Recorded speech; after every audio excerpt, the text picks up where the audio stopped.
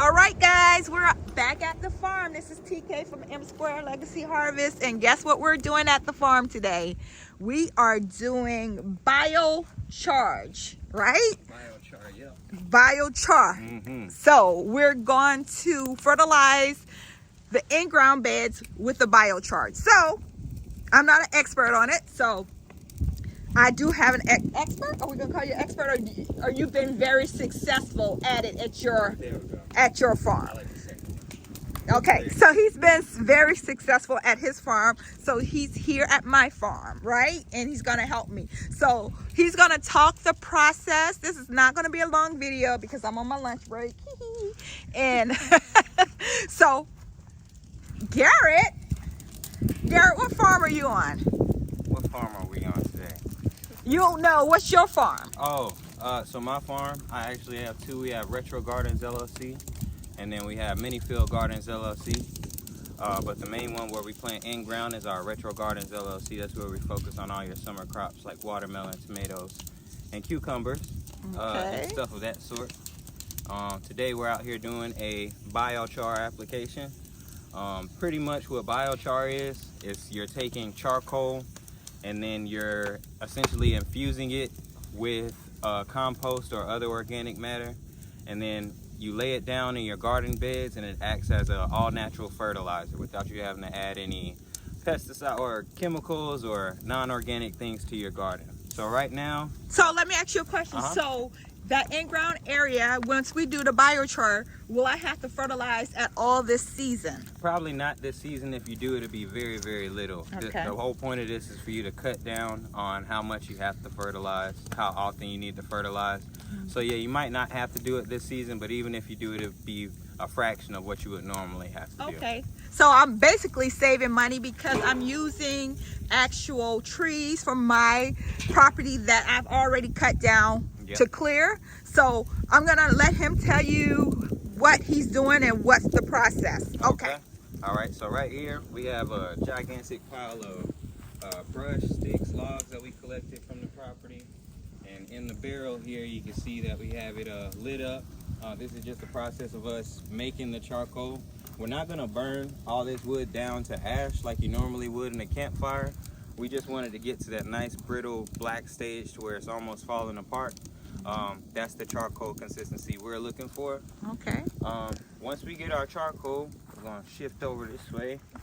Once we get our charcoal, we're gonna throw it in this makeshift tote, that old water tote that we have. We're gonna throw our charcoal bits in here, as well as some scoops of compost. And what that process is called, that's called charging up the charging up the charcoal. Yep. So with that, if you were to just put charcoal straight into the ground, it's gonna absorb all the nutrients out of the ground. So we want to go ahead and charge it up, so that way when we put it into the ground, it's releasing into the ground opposed to absorbing everything. So how long does it normally take to charge it? Just about 4 to 6 weeks. Okay. So basically this is mid-January, so I will be ready to go when it's time to put plants in the ground. So Absolutely. Yep. All right. Yep. And so from there, after that 4 weeks, we can take and disperse all over in our garden area over there. And what we just did is we saved just about half, maybe 3/4 of this compost pile. And we cleaned up our area, and we used the leftover logs and sticks to fertilize our garden for next year. So without having to spend a whole bunch of money, we used what we had, and we were able to get our plants what they need for the year. Yeah. Is there anything else that anyone should know about biochar that you hadn't talked about? Yeah, so there are many different ways to charge it up. You don't just have to use compost. Okay. A lot of some folks actually use urine or chicken poop from their animals. There's a million different ways to look it up, so I just get creative. Okay. Just know that you have to charge it up before you throw it into your garden, or else you're going to be working backwards. It's going to take up all the nutrients opposed to releasing it. Okay. So they could use probably cow manure. How about, I know we're in this area that's horse country. Can we use horse manure? Cow manure, horse manure, those two especially will be very rich in nitrogen. Okay. Same with chicken poop, goat poop. Any of the poops will do. Okay.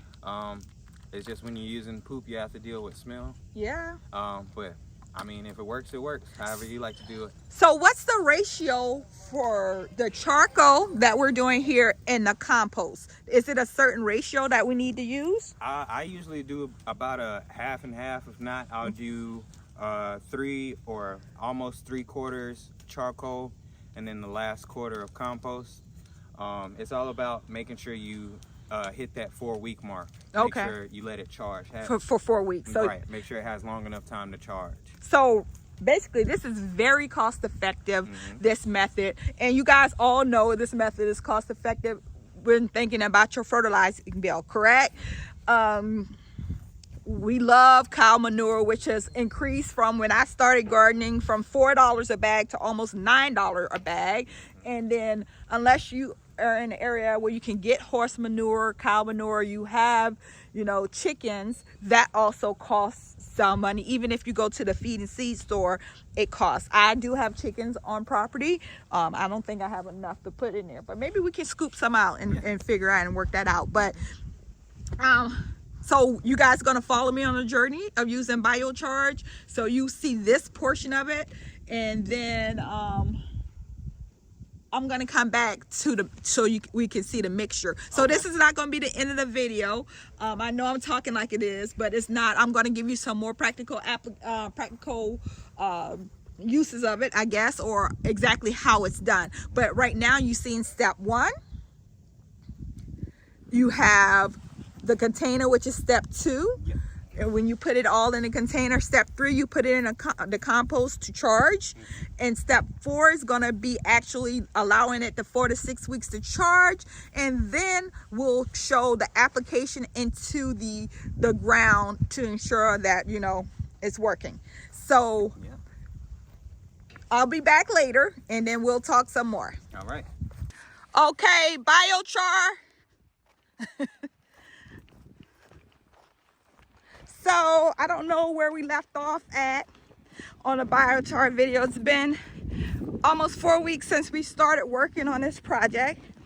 Now I'm going to end this video, but we're going to pick up during application. So part 2 of biochar. So right now the biochar has been sitting here for at least 3 weeks, right? At least 3 weeks. And right now we're adding additional water to the mixture because we've had good temperature. So, but this is how the biochar looks. So what we have in here now is we have the wood that we burn.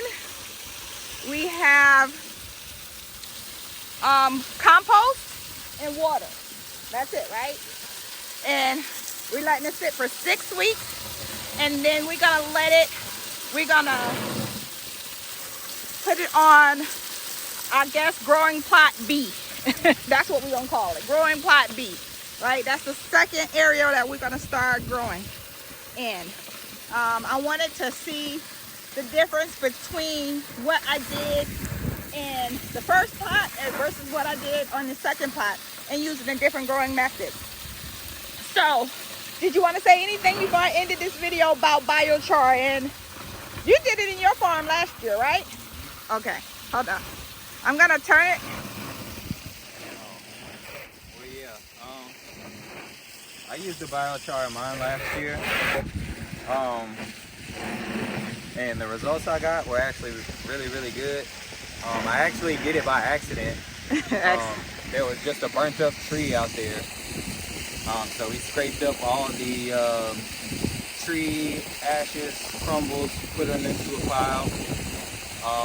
It sat next to our swimming pool, which had another little small pile of compost. We spread it all back out. And the plants down in that area where we spread it back out at, they did well. They did, because you did watermelon, was your cash crop last year. You're right. So, did you do 2 growings of watermelon, or how did you distinguish between what you used with biochar and without biochar? So we didn't have enough to spread over the entire field. So it's pretty clear to see where we stopped applying it at, and just watching the plants that grew in those 2 different areas. So it's pretty clear to see. It was the same row pretty much. It's just one half of the row had biochar, the other one didn't. Okay. And go ahead. Go ahead. One thing, you guys, I had one of the co-op farmers come down to check out my property to see exactly what I was doing in the property. And one thing she talked about is biochar is one of those innovative farming methods. So you can get funding for using biochar, making biochar, selling biochar. She said they gave her a significant amount of money for biochar. The thing that you have to remember, and you need to do it on your your farm as well this year, is you need to make sure you do a soil sample of your soil prior to you putting down the biochar. So I have to get my soil sample since it's dry right now, and then you put the biochar down and you get another soil sample, right, so you'll know exactly, so you can have evidence and proof of what's going on with your plot of land that you're using your biochar on. Right. Absolutely. I think, did we say everything we needed to say? I think you can.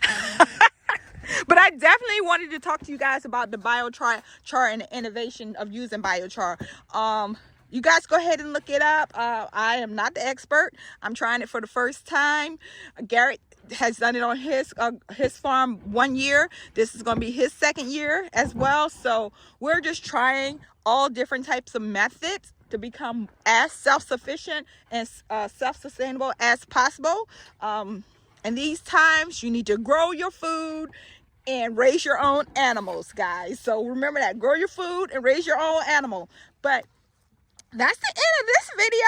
And guys, and remember, there's healing in the soil. I'll talk to you later. Bye-bye.